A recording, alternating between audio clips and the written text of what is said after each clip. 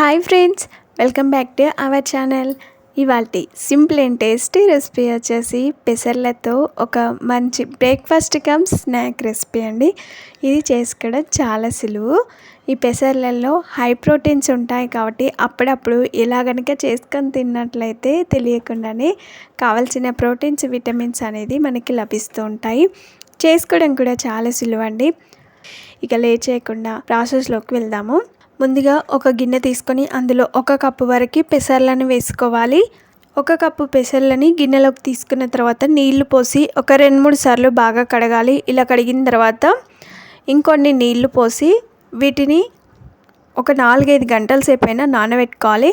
Night పడుకునే ముందు నానబెట్టానండి. Next day morning మూత తీసి చూడండి పెసర్లు నానిన తర్వాత ఉబ్బి మనకి ఎంత బాగా నానిపోయాయో చూసారు కదా. పెసర్లు నానితే ఉబ్బుతాయండి, సాఫ్ట్గా తయారైపోతాయి. ఇప్పుడు ఇలా నానబెట్టుకున్న ఈ పెసర్ల నుండి నీళ్ళని వంపుకొని ఒక గుప్పెడన్ని పెసర్లని వేరొక ప్లేట్లోకి తీసుకోవాలి.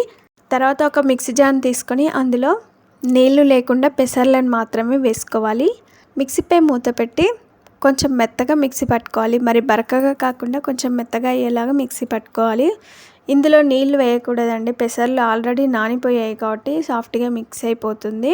ఇలా పట్టుకున్న పిండిని అంతా కూడా ఒక మిక్సింగ్ బౌల్లోకి తీసుకోవాలి. తర్వాత అదే మిక్సీ జార్లో ఇప్పుడు కారానికి సరిపడా పచ్చిమిర్చి వేసుకోవాలి. ఇలా కట్ చేసి వేసుకున్నాను. చిన్న సైజు 2 ఉల్లిపాయల్ని కొంచెం పెద్ద సైజు ముక్కల్లాగా తరిగి వేసుకోవాలి. 5-6 వెల్లుల్లి రెబ్బలు పొట్టు తీసి వేసుకోవాలి. ఇందులోనే 1/2 టీ స్పూన్ జీలకర్ర కూడా వేసుకోవాలి. కచ్చా పచ్చగా వచ్చేలాగా మిక్సీ పట్టుకోవాలి. మరి మెత్తగా కాకుండా మీరు రోట్లో వేసుకొని దంచుకున్నా సరిపోతుంది. పిండిలోకి వేసుకోవాలి. ఇందులోనే సన్నగా తరిగిన కరివేపాకు అలాగే కొత్తిమీరని కూడా వేసుకోవాలి. తర్వాత మనం ఒక గుప్పెడన్ని నానబెట్టిన పెసర్లను తీసి పక్కన పెట్టాం కదా, వాటిని చేయితో ఇలా మెదుపుకుంటూ అందులో వేసుకోవాలి. ఇవన్నీ కూడా పిండితో మిక్స్ అయ్యేలాగా బాగా కలుపుకోవాలి. మీరు కావాలనుకుంటే మిక్సీ పట్టేటప్పుడు కొంచెం అల్లం ముక్క కూడా వేసుకోవచ్చండి. నేను ఇక్కడ అల్లం అయితే వేయలేదు.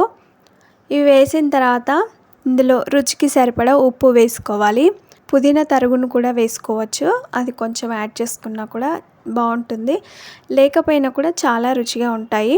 ఉప్పు వేసిన తర్వాత ఒకసారి బాగా కలుపుకొని నూనెని వేడి చేసుకోవాలి. నూనె బాగా వేడిగా ఉన్నప్పుడు మనం కొంచెం పిండిని చేతిలోకి తీసుకొని ఇలా కొంచెం గారలాగా ఒత్తుకొని అందులో వేసుకోవాలి. గారలాగా కొంచెం పల్చగా రెడీ చేసుకొని మధ్యలో హోల్ చేసుకోండి. ఇలా రెడీ చేసుకుని ఈ గారని కాగుతున్న నూనెలో వేసుకోవాలి. బాండీలో ఎన్ని వీలైతే అన్నిటిని వేసుకోవాలి. కొంచెం పిండిని చేతిలోకి తీసుకొని అరిచేతిలో ఇలా కొంచెం గారలాగా రెడీ చేసుకొని మధ్యలో ఇలా రంధ్రం చేసుకొని కాగుతున్న నూనెలో వేసుకోవాలి. నేను ఎక్కడైతే 4-5 వేసానండి. బాండీలో ఎన్ని వీలైతే అన్ని వేసుకోవాలి. ఒకదానికొకటి అతుక్కునేలా కాకుండా కొంచెం విడివిడిగా వేసుకోవాలి. అవి కొంచెం ఫ్రై అయిన తర్వాత పైకి తేలుతూ ఉంటాయి. అలా వచ్చినప్పుడు మనం దీన్ని రెండో వైపు తిప్పుకోవాలి. 2 వైపులా తిప్పుకుంటూ మంచి గోల్డెన్ బ్రౌన్ కలర్ వచ్చేంత వరకు ఫ్రై చేసుకోవాలి. ఇవి ఫ్రై చేసుకునేటప్పుడు స్టవ్ని మీడియం ఫ్లేమ్లో పెట్టుకున్నట్లయితే పిండి లోపల వరకు కూడా ఉడికి గారెలు చాలా రుచిగా ఉంటాయి. ఇలా మంచి కలర్లోకి వచ్చాక వీటిని ప్లేట్లోకి తీసుకోవాలి.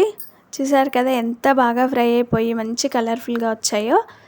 పిండి మొత్తాన్ని కూడా ఇదే విధంగా గారెలాగా రెడీ చేసుకొని కొద్దిసేపు అలాగే ఉంచి ఫ్రై చేసుకోవాలి. కొద్దిసేపు అయిన తర్వాత ఈ పైకి తేలుతూ ఉంటాయండి. అలా తేలినప్పుడు మనం వీటిని రెండో వైపు తిప్పుకోవాలి.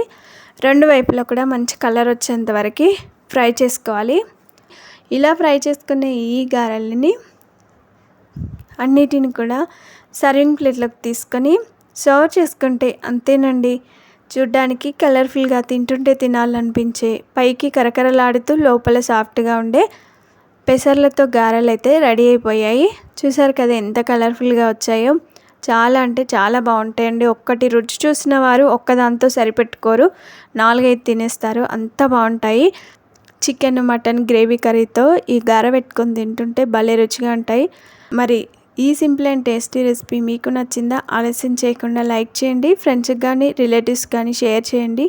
మీరు ఈ గారెల రెసిపీని తప్పక ట్రై చేయండి. మీకు ఎలా వచ్చింది, టేస్ట్ ఎలా ఉందని కామెంట్ చేయండి. Thanks for watching. Bye bye.